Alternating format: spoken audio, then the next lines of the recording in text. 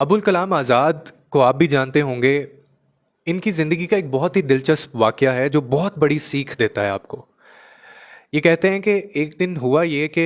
میرے جو والد تھے وہ کھانے کے لیے رات کو بیٹھے ہیں، تو میری والدہ نے سالن جو ہے جب ان کو دیا تو سالن کے ساتھ انہوں نے ان کو کھانے میں جلی ہوئی روٹی بھی رکھ دی، جو کہ شاید ان سے جل گئی تھی۔ نیتاً انہوں نے ایسا نہیں کیا تھا، لیکن انہوں نے میرے والد کے سامنے وہ جلی ہوئی روٹی رکھ دی، اور اب میں اپنے والد کے جو ان کا ریئیکشن تھا، ان کے رد عمل کا انتظار کر رہا تھا کہ اب یہ کیا کہتے ہیں۔ وہ کہنے لگے کہ مجھے 100% یقین تھا کہ میرے والد جو ہیں وہ انتہائی غصے کا اظہار کریں گے، اور شاید غصے سے وہ میری والدہ کو کچھ نہ کچھ کہہ دیں، یا ان کا شدید رد عمل ہونے والا ہے۔ لیکن انہوں نے ایسا نہیں کیا۔ انہوں نے وہ روٹی اور وہ سالن سکون سے کھایا، اور کھاتے ساتھ ہی وہ مجھ سے پوچھنے لگے کہ بیٹا تمہارا آج کا اسکول کا دن کیسا رہا؟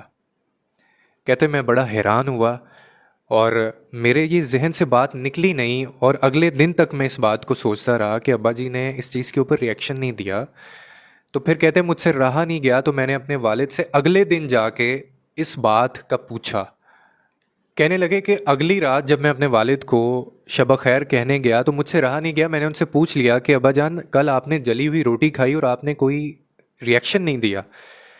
تو کہتے انہوں نے مجھے پاس بٹھایا اور کہنے لگے کہ تمہاری ماں نے مجھ سے اس چیز کی معذرت بھی کی تھی، اور ساتھ ہی میں نے ان کو یہ بھی کہا کہ مجھے تو یہ جلی ہوئی روٹی کھا کے بڑا مزہ آیا ہے، تو کوئی بات نہیں، اگر تم سے یہ روٹی جل گئی تھی تو میں نے اس کو معاف کر دیا۔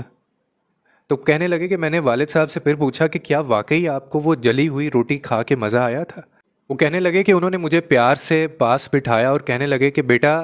ایک جلی ہوئی روٹی جو ہے وہ انسان کو کوئی نقصان نہیں پہنچاتی، لیکن ہمارے جو رویے ہوتے ہیں، ہمارا جو تلخ سخت لہجہ ہوتا ہے، ہمارا جو سخت رد عمل ہوتا ہے،